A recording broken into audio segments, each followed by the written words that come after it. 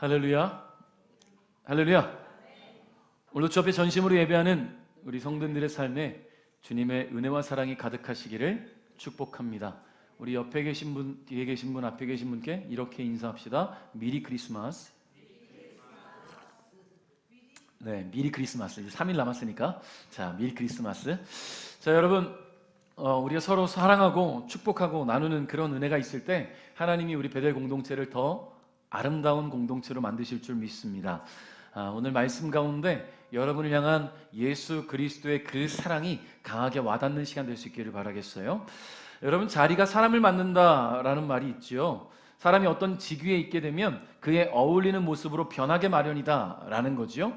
실제로는 어리숙하고 부족한 면이 참 많은 그런 사람도 환경이 바뀌고 위치가 바뀌고 지위가 바뀌면 그에 걸맞는 태도와 모습을 갖추게 되곤 하지요. 제가 요즘 좀 재밌게 보는 드라마가 하나 있어요. 드라마를 워낙 좋아하진 않는데 드라마 하나를 보고 있어요. 보신 분들 계신지 모르겠어요. 옥시부인전이라는 드라마가 있습니다. 이 드라마의 주인공은 종이에요. 원래 여종, 이름이 구덕이에요. 구덕이. 더러운 인생 같은 삶인 거죠. 이 구덕이가 비록 태생은 종이지만 천민이지만 굉장히 똑똑해요. 못하는 게 없고요. 글도 잘 쓰고 운동도 잘하고 심지어 검술도 잘합니다. 못하는 게 없는 이 구덕이는요, 다 잘하지만 한 가지가 없어요. 그게 뭡니까? 신분이에요. 신분. 그래서 자기의 주인인 여주인, 그 젊은 여주인에게 늘 핍박당합니다. 여주인 대신 글을 써주고 이 여주인은 자기가 글 쓴 양, 굉장히 글을 잘 쓰는 그런 사람인 양 티를 내죠. 근데 이 여종 구덕이가 없으면 아무것도 못하는 그런 사람이에요. 그런데 어떤 이유로 아버지와 함께, 아버지도 같은 종인데 죽을 만큼 매맞다가 이 집을 탈출해야 되겠다 하고 도망을 갑니다. 도망을 가서는 어떤 멀리 도망가 다른 지역까지 도망가서 그곳에서 한 주막에 머물게 되는데요. 이 주막에서 주모로 있는 그 아줌마가 이 구덕이를 아주 잘 봐줘요. 잘 돌봐주고 사랑으로 아껴주고. 근데 아버지는 다시 이 구덕이가 자는 밤에 몰래 떠나요. 자기 딸의 발목을 잡지 않으려고. 자긴 늙었으니까. 그래서 딸을 두고 떠납니다. 그래서 이 딸은, 구덕이는 그 집의 주모의 사랑을 받으면서 그 주막에서 1년의 시간을 보내면서 잘 성장하고 또 살아오게 되죠. 그러다가 타 지역에 있다가 고향으로 내려가는 한 양반집을 만나게 돼요. 이 양반집은 옥시 집안인데요. 이 집안의 딸이 이 구덕이랑 나이가 비슷해 보여요. 이름은 옥태영이라는 굉장히 유능하고 똑똑한 교수입니다. 이 여인은 천한 이 여종인 구덕이를 너무나 친근하게 대해주고 그의 인권을 존중해주고 사랑으로 대화해주고, 보니까 이 젊은 교수가 뭘 꿈꾸냐면 자기는 외지부라는 사람이 되고 싶다라는 거예요. 외지부가 뭐냐면 오늘날의 변호사 같은 거예요. 그래서 인권을 존중하는 그런 사람이 되고 싶다라는 거예요. 그런데 이 주막에 도적대들이 이 주막을 덮치면서 양반들을 다 죽이고 모든 금은보화들을 다 약탈해가고 한 창고 같은 데에 이 옥태영이라는 교수와 이 구덕이가 숨어 있다가 불을 질러가지고 죽게 됐는데요. 이 옥태영 교수가 죽음이 임박한 그때 너가 내 대신 내 삶을 살아 그러면서 구덕이를 창고 밖으로 밀어내고 대신 불타는 집에 깔려 죽어요. 그때 이 구덕이는 그 옥태영 교수가 준 반지를 끼고 있었던 이유로 옥시 집안의 손녀로 삶을 살아가게 됩니다.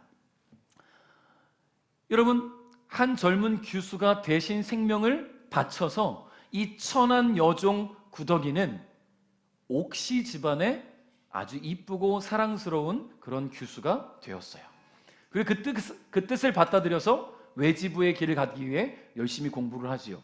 그리고 정말로 종으로 있을 때는 하지 못했던 일들을 이제 신분이 바뀌었으니 모든 일들을 잘 해내기 시작합니다. 그런데 아직 이 드라마가 끝난 게 아니니까. 그런데 문제는 뭐냐면요, 시시때때로 자기가 구덕이라는 것을 자꾸만 생각을 하는 거예요. 그래서 뭔가를 추진해 나감에 있어서 자꾸만 갈등이 있고 흔들림이 있어요. 근데 이 구더기를 좋아하는 한 남자가 있어요. 여종일 때부터 좋아했던 이 남자가, 제가 너무 스포일러를 다 얘기하는데, 이 구더기가 누군지 그 본체를 아는 사람이 너 이제 옥태용으로 살겠다며, 그렇게 살아, 구더기는 잊어 라고 말을 하죠. 그래서 강한 결단을 하고 이제 오늘 저녁 때 중요한 내용이 나올 거예요. 제가 이걸 보면서 무슨 생각을 했냐면요, 우리 같은 모습인 거예요. 죄와 사망의 권세 아래 죄의 종이었던 우리를 예수님이 그 생명을 대신 던져서 죽으심으로 말미암아 우리를 살려주셨단 말이죠. 그 우리는 죄의 종이었는데 이제 의의 종이 되었어요. 그런데 자꾸만 우리는 죄의 종 때의 삶을 자꾸만 떠올려요. 의의 종으로서, 하나님의 자녀로서 우리의 신분이 바뀐 것을 자꾸만 안각하고 옛 모습을 자꾸만 떠올릴 때가 있다는 거예요. 우리 주님, 우리의 그런 모습을 보자고 우리 대신 생명을 던지신 것이 아닌데 말이죠.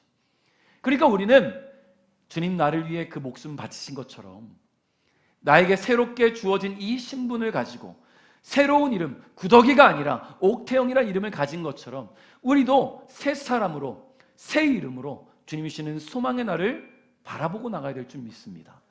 그래서 내 자리가 다시금 주님의 이름으로 신분이 바뀌어서 내 삶이 변화되고 그 사랑에 힘입어서 주님이 기뻐하시는 삶을 살아가는 저와 여러분이 되었으면 좋겠어요. 그 자리가 사람을 만든다는 말이 거기 있잖아요. 근데 여러분, 때로는요, 자리가 오히려 그 사람을 온전치 않고 변질되게 하는 경우도 있어요. 여러분, 사울왕, 이스라엘의 초대왕 사울은요, 굉장히 겸손한 사람이었거든요. 굉장히 착한 사람이었어요. 그런데 그가 왕이 되고 나서는 얼마나 교만해졌는지 몰라요. 하나님 명령에 불복종, 제사장이, 선지자가 드려야 될 제사를 자기 마음대로 드리는 일도 벌어지지요. 여러분, 그 불순종할 만큼 교만해진 사울을 하나님 어떻게 하셨습니까? 버리셨단 말이에요. 여러분, 그런데 이와는 반대로 너무나 크고 높은 위대한 분이신데 그 반대의 삶을 사신 분이 계시죠. 사도 바울은 오늘 본문을 통해서 그분을 이렇게 소개하는데요, 그분을 소개함에 있어서 이렇게 시작합니다. 5절 말씀 같이 읽어볼게요. 5절 시작. 아멘. 그렇습니다. 오늘 우리가 함께 묵상하고자 하는 겸손의 아이콘, 바로 예수님이에요. 사도 바울은 예수님처럼 생각하고 행동하자고 말씀하고 있어요. 예수님이 어떤 분이시기에 사도 바울이 이렇게 말씀하고 계실까? 그럼 우리는 먼저 예수님의 이름을 한번 묵상해 봐야겠죠. 사람은 누구나 이름이 있어요. 그리고 그 이름마다 뜻이 있어요. 부모가 자녀에게 이름을 지어줄 때는 그에 걸맞는 사람이 되라고 이름을 지어주잖아요. 여러분, 이름들이 다 뜻이 있잖아요. 그 이름의 뜻을 한번 곱씹어 보십시오. 대부분 한자어를 우리는 쓰잖아요. 물론 한글 이름이 있으신 분들도 계시지만, 자, 그러면 나의 이름의 뜻이 무엇일까? 자, 자신의 이름의 뜻이 굉장히 좀 싫다, 안 좋다, 좀 수치스럽다 하시는 분 계십니까? 보통 없지요. 왜냐하면 이름은 잘 지어주잖아요. 이름을, 그죠? 저도 제 이름이 중학교 때 도덕책에 나왔었어요. 한자까지 똑같이 옛 성현들 할 때 나오는 그 한자. 옛 성현들이 어떤 분들입니까? 굉장히 고귀하고 성인이고 어진이들을 말할 때 성현이라고 하고 그가 바로 저지요. 동의가 안 되셔도 오늘은 동의해 주십시오. 그래서 여러분, 그 이름은, 누구에게나 있는 그 이름은 그 사람의 존재를 보여주는 최고의 가치가 돼요. 나의 존재를 보여주는 최고의 가치가 바로 이름이에요. 그리고 그 이름은 그 사람에 대해 기억하게 해주는 최선의 도구가 되지요. 학창시절 어떤 이름이 딱 떠오르면 그 이름, 그렇지, 그 친구는 이런 친구였지, 리더십이 있었고 친구들을 돌볼 줄 알았고. 제가 지금 떠오르는 친구 이름이 있어요. 뭐 교회 안 다니는 친구니까 얘기해도 상관없어요. 주봉이라는 친구가 있어요. 김주봉. 초등학교 6학년 때 4, 5, 6학년 때 같은 반이었고 성인이 돼서도 계속 우리 모임을 같이 했던 그 친구인데, 이 친구는 4학년 때 처음 만났을 때부터 굉장히 리더십이 있었던 친구예요. 싸움도 잘했고 공부도 잘했고 리더십까지 있어서 성인이 돼서도 이 친구가 항상 초등학교 동창들 모임을 주관하고 주선하고 했었는데, 요즘은 조금 뜸해졌어요. 주봉이, 별명이 드봉이었어요. 옛날에 그 비누 광고 드봉. 자, 그래서 이 친구를 이름을 떠올리면 그 친구가 행했던 일들이 다 떠올라요. 축구를 잘했고 공부를 잘했고 친구를 잘 돌봤고. 그래서 이름은 그 사람에 대한 기억을 떠올리게 해주는 그런 최선의 도구가 되죠. 이름을 통해서 그 사람의 성품도 기억하고 행적도 기억하고 그 사람의 삶을 기억할 수 있어요. 그럼 여러분, 예수라는 이름의 뜻이 과연 무엇일까요? 마태복음 1장 21절을 읽어보겠습니다. 시작.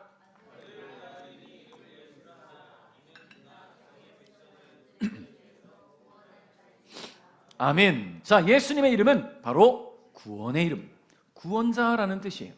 자기 백성을 그들의 죄에서 구원할 자. 여러분, 예수라는 이름은요, 히브리어의 여호수아의 헬라식 발음이에요. 그 여호수아와 예수는 같은 말이에요, 한마디로. 그럼 여호수아는 무슨 뜻일까 보니까 여호와는 구원이시다. 할렐루야. 여호와는 구원이시다. 그러니까 예수라는 이름도 여호와는 구원이시다라는 의미가 담겨 있어요. 그러므로 구원자 예수의 이름은 그 누구보다도 크고 높은 이름이죠. 여러분의 이름 가운데 구원자라는 뜻을 가진, 구원이라는 뜻을 가진 이름은 보통 찾아보기 쉽지 않아요. 그죠? 이름의 뜻을 누구를 구원해 준다, 물론 도움을 줄 수 있는 사람, 베푸는 사람, 그런 사람을 할 수 있죠. 제가 갑자기 떠오르는 한 사람이 있어요. 도울씨 베풀은가요? 베풀씨 도울인가요? 시우. 너 왜 걔 이름에 한자가 생각나죠? 베풀씨 도우루? 네.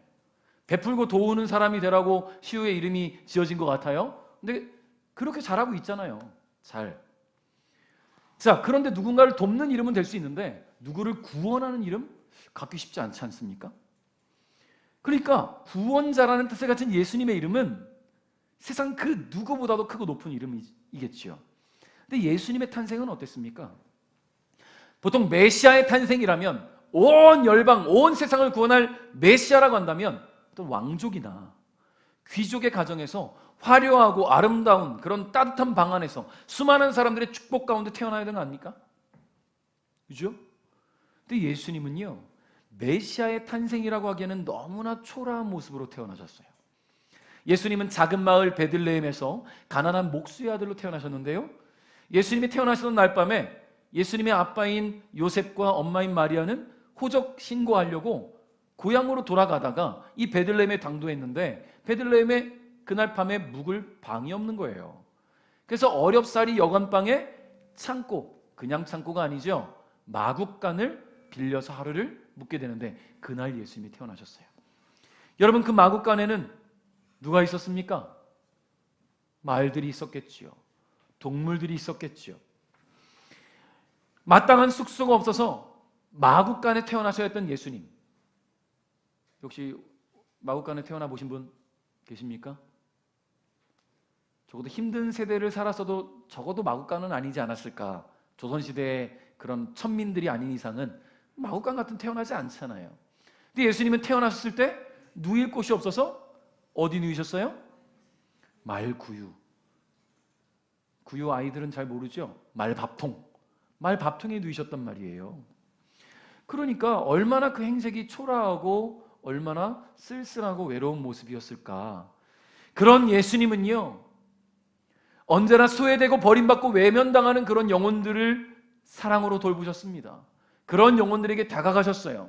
그들과 함께 먹고 그들과 함께 자고 그들의 아픔과 상처를 치유하신 분이 예수님이에요. 왕족과 귀족들과 같은 그런 기득권 세력들과 함께 가신 것이 아니라 힘없고 연약한 자들과 늘 그 삶을 함께 하셨다는 거예요. 여러분, 그 예수님께서 공생애를 마치고 구속사역을 위해 예루살렘에 들어가실 때의 모습을 여러분 떠올려 보십시오. 예수님이 이스라엘을 구원할 메시아로 예루살렘에 들어가실 때 개선장군을 떠올리는 그런 모습으로 들어가셨습니까? 아니잖아요. 예수님은 초라한 모습으로 들어가셨어요. 나귀 새끼 한 마리를 얻어 타서 그 나귀 새끼의 등에 올라타시고 예루살렘에 들어가셨단 말이에요.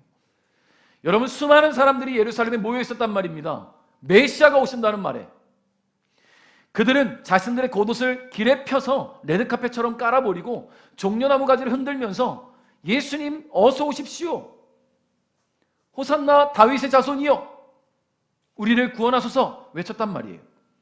그 메시아가 이제 강력한 리더십으로 우리를 구원하실 것이다.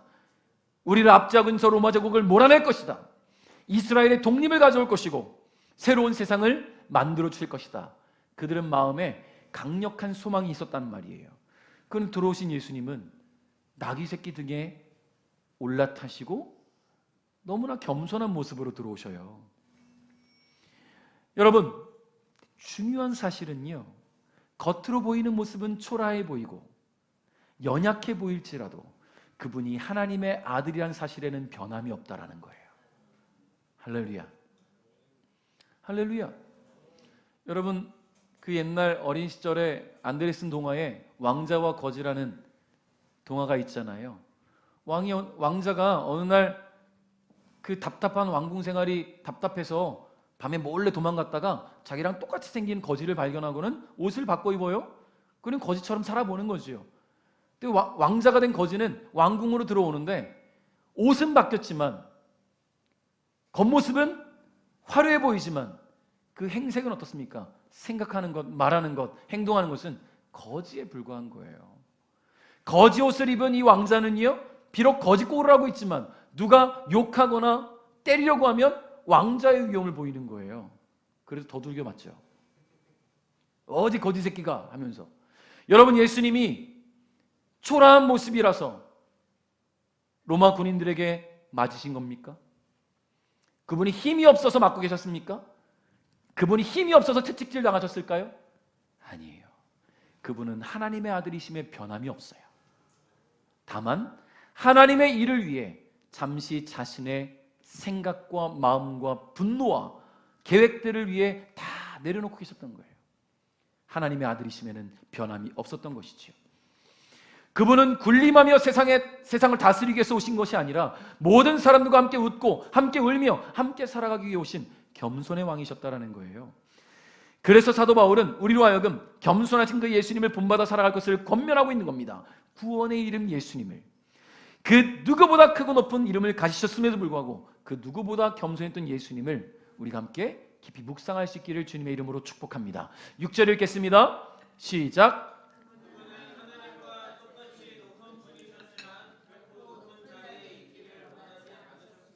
아멘. 그래요. 예수님은요, 겸손하신 분이셨어요. 사도 바울은 예수 그리스도의 그 겸손의 흔적을 닮아가기를 우리 권면하고 있습니다. 먼저 예수님은 그 겸손을 어떻게 보이셨냐면 일부러 나 겸손해 라고 막 티낸 것이 아니라 그 삶을 통해 보여지는데, 먼저는 예수님은 하나님과 동등하게 되려고 하지 않으셨어요. 여러분, 사람은요 되게 내가 지금 있는 자리에서 높아지길 원하잖아요. 낮아지길 원하시는 분 계십니까?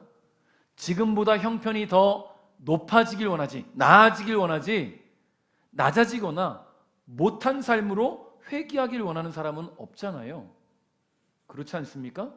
여러분, 지금 살기 좋은 세상 우리가 살고 있는데요, 옛날이 편했지, 옛날이 너무 좋았지, 과거에 핸드폰도 없던 시절, 손편지로 마음을 전했던 시절, 물론 그때 떠오르면 감성엔 젖어들 수 있어요. 근데 얼마나 불편합니까? 친구한테 전화하려면 집에다 전화해야 되는데 꼭 아버지가 받아요. 친구 아버지가. 전화해서 바꿔달라고 말하기 되게 민망해요. 왜냐하면 보통 전화하는 시간이 저녁 먹고 나서 놀자는 거니까 민망하잖아요. 근데 지금은 어때요? 개인에게 연락하잖아요. 핸드폰 없는 사람이 없잖아요. 핸드폰만 합니까? 메신저도 보낼 수 있잖아요. 이 편한 세상, 더 나은 세상을 원하지 또 옛날로 복귀하고 돌아가고 싶어 하는 사람은 없어요. 근데 예수님은요, 너무나 높은 자리에서 너무나 비참한 자리로 내려오신 분이에요. 여러분, 사람은 높은 자리로 올라가야 한다고 생각합니다. 높은 자리에 가야만 한다고 생각해요. 그래야 삶이 나아지니까. 그래서 높은 자리로 올라간다는 것은요, 맡겨진 일에 최선을 다한다는 말이겠고 그만큼 인정받는다는 말이겠지요. 직책이 바뀔 테니까. 그만큼 인정받게 되면 연봉도 올라가겠지요. 5년을 일하고 10년을 일해도 그 자리에 머물고 싶은 사람은 없을 거예요. 근데 예수님은 높은 자리에 있길 원하지 않으셨어요. 예수님은 이미 높은 자리에 계셨는데 말이죠. 신이라는, 하나님이라는 그 위대한 자리에 계셨는데 말이죠. 여러분, 예수님은 하나님이세요? 다시 말해서 예수님은 신이라는 말씀입니다. 왜냐하면 하나님은 삼위일체이시기 때문이에요. 여러분, 삼위일체는 우리 기독교의 가장 중요한 근간이 되는 교리입니다. 삼위일체가 뭡니까? 세 위격으로 계시는 성부 하나님, 성자 예수님, 성령님께서 하나의 본체 안에 계신다는 것을 뜻하는 거예요. 그 근본으로는 하나님 한 분이라는 얘기죠. 그러니까 성부, 성자, 성령님은 각기 다른 사역을 담당하시지만 신으로서의 영광과 능력과 지위가 동일해요. 예수님은요, 성육신 하시기 전에 하나님의 본체로서 하나님의 영광과 능력과 지위를 가지신 분이셨어요. 그럼에도 불구하고 그것을 당연히 누려야 될 것으로 여기지 아니하시고 자신의 영광의 근거로 삼지 않으셨습니다. 그 영광의 자리에서 하나님과 동등한 위치에 있기를 원하지 않으셨고요, 오히려 낮은 자리로 내려오셨는데 그곳이 어디예요? 바로 이 땅이라는 거예요. 7절을 읽어보겠습니다. 시작.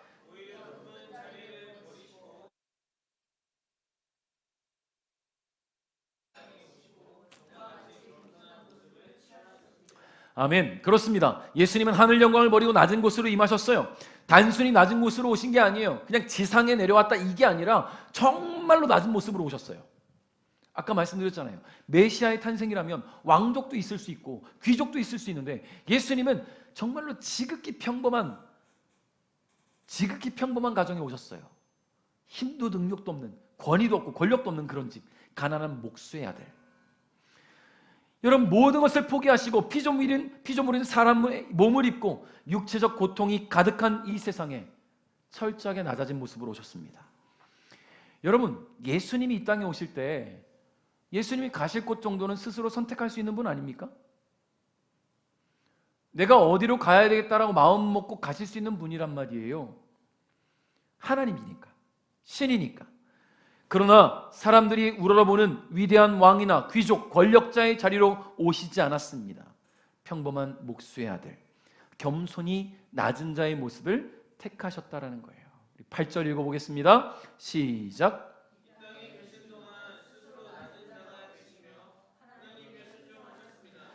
예수님은 목숨을 버려 십자가에 달려 돌아가시기까지 하나님의 말씀을 따랐습니다. 아멘. 그래요. 예수님은 겸손한 모습으로, 가장 낮은 자의 모습으로 이 땅에 오셨는데 거기가 끝이 아니었습니다. 예수님은 죄가 없으신 분이에요. 왜요? 하나님이시니까. 하나님으로서 이 땅에 오셨으니까. 심지어 성령으로 말미암아 잉태되셨단 말이에요. 동정녀의 몸을 통해 태어나셨어요. 인간의 그런 죄악 많은 육신의 몸을 우리 주님은 성령의 잉태로 말미암아 태어나심으로 죄가 없는 몸으로 태어나셨단 말이에요. 그런 죄가 없으신 분이 우리 죄를 대신해서 십자가에 달려 돌아가셨습니다. 예수님은 전능하신 하나님으로서의 그 자존심과 영광을 내려놓으시고 피조물인 인간의 모습으로 낮아지셨으며 죄인으로 죽음의 권세 앞에 굴복하며 살아가는 우리 인간을 섬기는 삶을 사셨으며 마지막 순간에는 우리를 위해서 그 목숨까지 내어주셨습니다. 그러므로 예수 그리스도의 그 낮아지심은 곧 겸손의 극치라고 볼 수 있겠죠. 이보다 더 겸손하신 분이 어디 있겠습니까? 겸손은요, 남 앞에서 무조건 나를 낮추는 게 겸손이 아니에요. 예수 그리스도의 낮아지심은 오늘을 살아가고 있는 우리에게 겸손이란 무엇인가를 잘 보여주고 있죠.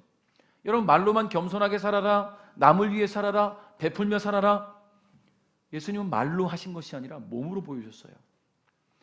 남 앞에서 무조건 나를 낮추는 것, 그게 능사가 아니라는 것도 예수님은 보여주셨어요. 아무리 자신의 힘과 권세가 있어도 그것을 자랑하지 않고 오히려 하나님을 위해, 이웃들을 위해 베풀고 나누는 것이 예수님이 몸소 보여주신 겸손이란 사실을 여러분 기억하시기 바랍니다. 그러므로 성도 여러분, 겸손의 왕이신 예수 그리스도를 닮아 겸손하고 낮은 자세로 서로를 섬길 수 있기를 바라요. 여러분, 관계가 좋은 관계로 나가기 위해서는요, 내가 낮아져야 돼요. 모두를 나의 발밑으로 보는 사람은 좋은 관계를 맺을 수가 없어요. 그렇지 않겠습니까? 친구를 사귀어도, 지인을 만들어도, 일을 하면서 만나는 수많은 사람들을 만나도 다 내 발밑의 사람으로 본다면, 업신 여긴다면 어떻게 좋은 관계를 맺겠습니까? 누구를 만나도 나보다 높은 사람으로, 나보다 낮게, 이 표현이 되게 낮게가 아니라 낮게, 높게, 나은 모습으로 봐야, 그래야 내가 낮아지고 상대방을 높여주면서 좋은 관계가 만들어지는 거예요. 내가 나를 낮추면 주님이 우리를 높여주실 줄 믿습니다. 내가 높아지려고 하면 주님이 우리를 낮추실 거예요. 자, 그 예수님은 또 다른 이름이 있으십니다. 바로 영광의 이름이셔요. 여러분, 한때 되게 유행처럼 사용됐던 단어가 있는데, 플렉스라는 단어 기억들 하십니까? 플렉스했다. 여러분, 원래 플렉스라는 이 단어의 뜻은요, 구부리다, 힘을 주다, 근육을 수축시키다 라는 뜻을 가지고 있어요. 자, 보디빌더들이 근육을 막 수축시켜요. 왜 수축시킵니까? 이런 거 왜 하겠습니까? 근육이 없어서 보여줄 게 없는데 이런 거 왜 하겠어요? 뭐 이런 거 왜 하겠어요? 보여주려고. 그죠? 내가 이만큼 이 삼두가 갈라졌어 라는 걸 보여주려고. 있었으면 좋겠다. 보여줄 게 없으니 할 게 없어요. 플렉스라는 단어는 원래는 자신의 근육을 돋보이게 만드는 것인데요, 결국 내 힘, 내가 가진 능력을 과시하기 위한 모습을 뜻해요. 그래서 자신에게 있는 무언가를 뽐내고 자랑할 때 이 플렉스라는 단어를 씁니다. 근데 우리는 보통 자기가 자기 자랑하면 좋게 보지 않잖아요. 죄송합니다. 제가 항상 뭔가를 하고 나서 제 자랑을 많이 했었네요. 그러고 보니까 오늘 반성하게 됩니다. 남이 얘기해줘야 되는데 늘 제가 얘기를 하고 다녔네요. 자, 어쨌든 간에 남이 인정하면 그 사람의 선한 모습, 열정적인 모습, 헌신의 모습, 섬김의 모습, 정말 뛰어난 모습들을 남이 인정하고 추켜 세우면 그거보다 더 아름다운 모습이 어디 있겠어요. 근데 우리는 내가 뭔가를 했다라고 플렉스하기를 원한다는 거예요. 사람의 그런 본성이 남들에게 우스워 보이지 않으려고, 남들에게 강해 보이려고 내가 가지고 있는 것을 과시하다시피 보이는 적들이 있다는 거예요. 여러분, 우리는 매 순간 하나님의 은혜 가운데 살아갑니다. 감사할 수밖에 없는 환경과 상황 속에 살아가요. 나 자신의 능력과 힘을 과시할 것이 아니라 그런 능력과 힘을 허락하신 하나님을 자랑해야 된다는 것을 잊지 않길 바랍니다. 열심히 돈을 모으고 열심히 일을 해서 집을 바꿨어, 집을 샀어, 내가 얼마나 열심히 일했는데가 아니라 하나님이 나를 축복하셨어. 내게 일할 터전을 주시고 나에게 일거리를 주시고 좋은 사람들을 만나주셔서 그래서 내가 이렇게 돈을 모으고 집을 바꿀 수 있었어. 여러분, 하나님께 영광 돌릴 수 있어야 되는 거 아니겠습니까? 하나님이 하신 일들이 드러나야 되는데 우린 자꾸만 내가 한 일들이 드러난다는 거예요. 근데 여러분, 예수님은 어때요? 여러분, 솔직히 예수님만큼 플렉스할 게 많은 분이 어디 있겠습니까? 제가 예수님의 입장이라면 이렇게 플렉스를 한번 해볼 것 같아요. 내가 말이야 40일을 금식을 막 끝냈을 무렵에 사탄이 나타나서 나를 시험했거든. 근데 내가 말씀으로 다 무찔렀어. 나 이런 사람이야. 사탄이 나에게 아무런 힘도 못 쓴단 말이지. 내가 말이야 나를 만나게 찾아온 수많은 사람들이 있는데 먹을 것이 없어서 고민할 때 내가 보리떡 5개와 물고기 2마리로 몇 명이나 먹였는지 알아? 우리 남자만 5,000명이야. 남녀노소 다 포함하면 한 2만 명 먹었을걸. 내가 말이야 죽은 지 3일이나 지나서 썩은 냄새가 진동내는 나사로에게 나사로야 나와 했더니 그가 붕대를 칭칭 감고 나왔어. 나 이런 사람이야 라고 저라면 했을 것 같아요. 여러분, 그럼 누가 예수님을 함부로 하겠습니까? 누가 예수님을 무시하겠습니까? 이 율법학자들과 유대 종교 지도자들이 예수 앞에서 그 예수님을 죽이려 할 때에 내가 말이야 한마디 하면 끝나는 거 아니겠어요? 니네 입 조심해. 내가 어떤 사람인지 다시 한번 알려줘? 여러분, 그런 예수님인데 예수님은요 단 한 번도 스스로를 높이지 않으셨어요. 늘 하나님께 영광 돌리셨습니다. 늘 하나님께 감사 올리셨어요. 그런 예수님을 하나님이 높이셨다는 거예요. 9절 읽겠습니다. 시작.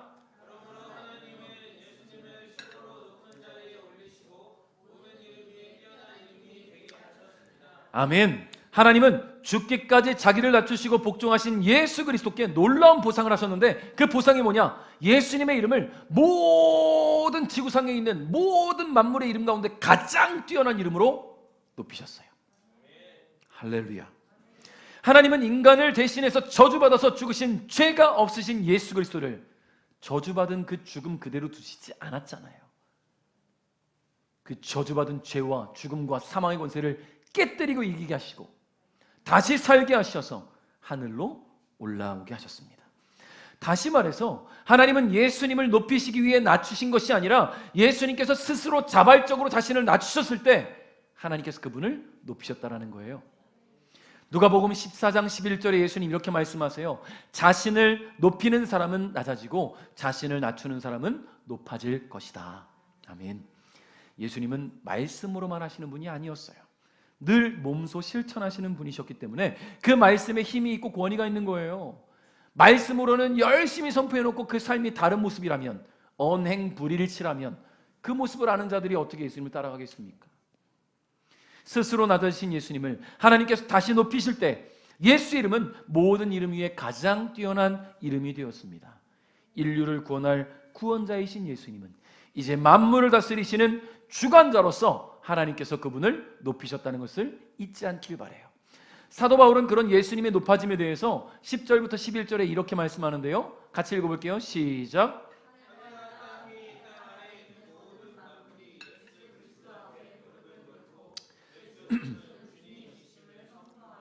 하나님 아버지께 영광을 돌릴 것입니다. 아멘. 자, 하나님께서 예수님을 높이시면서 모든 이름 위에 뛰어난 이름을 주실 때 두 가지의 목적을 갖고 계셨어요. 첫째는 모든 만물이 예수 그리스도 이름 앞에 무릎을 꿇는 거예요. 너 일로 와서 내 앞에 무릎 꿇어가 아니라 예수님이 스스로를 낮추셨더니 하나님이 예수님을 높이시고 모든 열방이 예수님 앞에 무릎을 꿇게 하신 거예요. 하나님께서 꿇게 하셨다. 두 번째는 예수 그리스도는 주님이심을 선포하며 하나님께 영광을 돌리는 것. 이 두 가지의 목적을 가지고 계셨다는 거예요. 여러분, 이로 인해서 스스로 낮아신 예수님을 하나님께서 높이심으로 말미암아 예수님께서 포기하고 내려놓으신 그 하나님의 영광과 능력과 지위가 모든 만물 앞에서 인정되는 것이고, 예수님이 하나님이신과 예수님이 만물의 주인이심을 모든 열방이 선포하게 하신 것입니다. 여러분, 그래서 우리는 주님은 주님이십니다 라고 고백할 수 있는 거예요. 사랑하는 성도 여러분, 스스로 낮아지신 예수님을 하나님께서 높이셨어요. 하늘의 영광과 능력과 지위를 포기하신 예수님을 하나님께서 더 큰 영광의 자리로 이끄셨습니다. 겸손의 왕 예수님의 이름이 오늘을 살아가고 있는 저와 여러분에게 그 무엇보다 가치 있는 이름이 될 수 있기를 주님의 이름으로 축복해요.